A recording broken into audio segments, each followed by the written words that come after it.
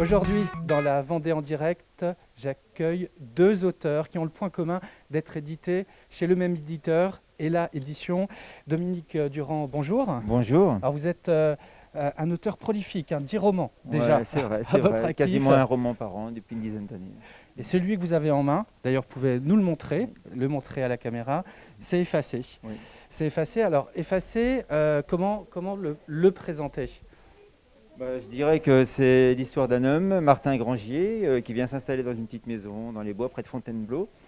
Il y mène une vie tout à fait ordinaire, mais jusqu'au jour où il reçoit une enveloppe faite d'une matière un peu étrange, un peu tissée. Il pense que cette enveloppe est destinée à son prédécesseur. Il fait quand même le choix d'ouvrir. À partir du moment où il fait le choix d'ouvrir cette enveloppe, sa vie va basculer complètement. Il va s'apercevoir que sa maison est occupée par des inconnus, que sa carte bancaire ne fonctionne plus, qu'elle n'a plus d'existence légale au niveau de toute administration. Et cerise sur le gâteau, que ses parents, ses amis, plus personne ne le reconnaît et qu'il a été effacé. C'est l'histoire d'un homme à la vie ordinaire à qui Voilà. il se passe quelque chose d'extraordinaire. Exactement. Hein. C'est un peu la trame de mes romans en règle générale. Vous, d'ailleurs, vous êtes très inspiré par des auteurs bien connus comme Jules Verne, comme Stephen King. Exactement, exactement. Et par l'ère Spielberg des années 80 aussi. J'étais ado à cette période-là. C'est des films et des livres qui m'ont inspiré. Je suis très fan. Alors, vous avez même eu comme prix, plutôt, le prix de la Société des écrivains de Vendée. Exactement. En 2020. Oui. Cela vous apporte quoi d'être distingué comme ça ? Ça me rapporte surtout que ça me rassure parce que je suis quelqu'un qui doute beaucoup. Je suis un autodidacte, rien ne me préparait à publier des romans. Et le fait de recevoir un prix qui soit remis par mes pairs, c'est une grande satisfaction. D'autant plus dans mon département de cœur et de naissance. Oui, alors vous êtes vendéen, vous habitez à Longères. Vous avez grandi, je crois, à Trezevant. À Trèze-Septier. À Trèze-Septier. Oui. Bon, vous voyez, ça ressemble un peu, mais la commune est différente. Votre prix, cela a été une surprise, vous y attendiez ? J'avais déjà été nominé 2 fois pour Après la lumière, Ceux qui m'aiment les étoiles, 2 autres ouvrages. Je n'avais pas remporté le prix, mais j'étais très surpris puisque je l'ai su 2-3 semaines avant. Avec les événements de Covid, ça s'est décidé un peu sur le tard. Donc voilà, j'étais un peu surpris. Oui. Vous êtes content depuis sa sortie des ventes, ça démarre bien ? Exactement, puis le prix met le livre en avant. D'ailleurs, cette émission, c'est peut-être aussi grâce au prix. J'ai eu quelques émissions radio aussi. Je suis invité par des libraires aussi, des choses que je n'aurais pas forcément eues avant. Donc évidemment, un prix, ça sert aussi à mettre un livre en avant. J'en suis très content. Alors votre chère Vendée, vous pourriez bien la mettre à l'honneur dans un prochain ouvrage, ce que vous avez peut-être assez peu fait jusqu'à présent. C'est vrai, présent. parce qu'on me reproche souvent, j'ai rien écrit sur la Vendée, mais ce sont plutôt des romans de voyage ou autres. Et j'ai un roman sur le feu exactement qui se passera entre Saint-Jean-de-Mont, Notre-Dame-de-Mont et les Herbiers, pour réparer un petit peu cette injustice. Merci en tout cas Dominique. Merci. Alors maintenant, on va rencontrer un autre auteur, chez Ella Édition aussi, c'est Alain Sureau. Je vous emprunte le micro, je vous dis merci. Bonjour. Bonjour. Alain, vous Bonjour. êtes l'auteur de ce livre Quête dans le Grand Bleu. Alors vous avez un parcours, je dirais, très exotique. Oui. Vous avez construit un bateau, vous êtes parti en famille avec ce bateau faire un tour du monde, vous êtes arrêté en Polynésie française, vous y avez même habité. Voilà, on est resté là-bas 8 ans. Et donc 7 ans sur l'île de Wainé. Donc on s'est posé là-bas. On a vécu au jour le jour avec les habitants. Et là, je me suis dit, c'est l'occasion d'écrire un roman, parce que j'ai de la matière sous les yeux.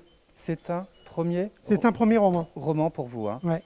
Voilà, donc c'est le fruit de toutes ces expériences tropicales. Voilà, c'est des choses vues et que j'ai mises en fiction. C'est un vrai roman d'aventure. C'est un vrai roman d'aventure, ouais. Donc je l'ai fait sous forme d'enquête. C'est un journaliste qui mène une enquête, qui au départ est en Bretagne et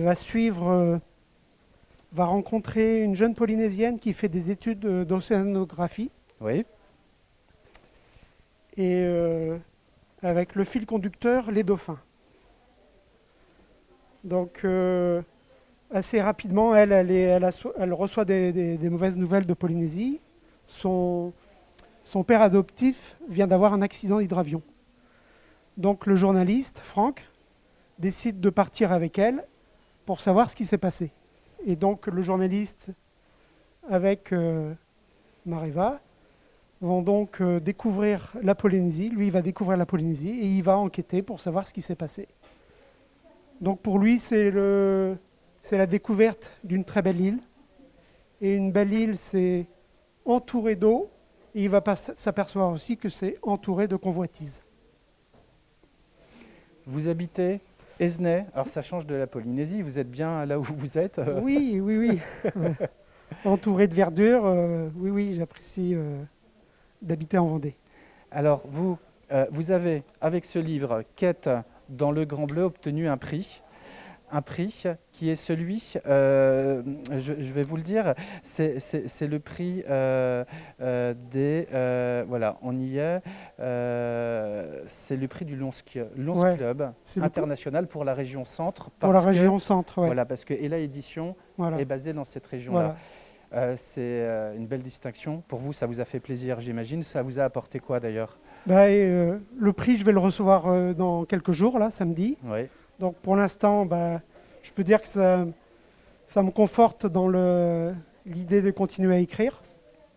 Pour un premier ouvrage, voilà. C'est une belle récompense. Oui, c'est une récompense. Et ça permet de mettre un peu en lumière mon travail, parce que le travail de l'écrivain, il se fait en solitaire. Donc c'est de la reconnaissance. Et de ce côté-là, je remercie l'éditeur de m'avoir mis dans ce concours. Ella Édition. Alors, quand on sort un livre comme ça, qu'on est déjà distingué dès le premier ouvrage, ça donne de l'entrain pour continuer à écrire avec le fruit de toutes ces expériences exotiques ou non d'ailleurs. Oui, c'est ça, ouais. Vous commencez à travailler sur un autre ouvrage peut-être? Oui, j'ai un autre ouvrage qui est démarré et qui, lui, se passera en Vendée parce que j'aime bien, situer mon univers romanesque dans le lieu où je vis. Très bien. Quête dans le Grand Bleu, ça se lit en combien de temps? Alors on peut faire des pauses, mais c'est un ouvrage de combien de pages? 450. 450 pages? Oui. Quête dans le Grand Bleu, donc Alain Sureau. Merci beaucoup, comme à Dominique Durand, pour nous avoir présenté ces deux ouvrages. On se dit à très bientôt pour un nouveau numéro de La Vendée en direct. Merci.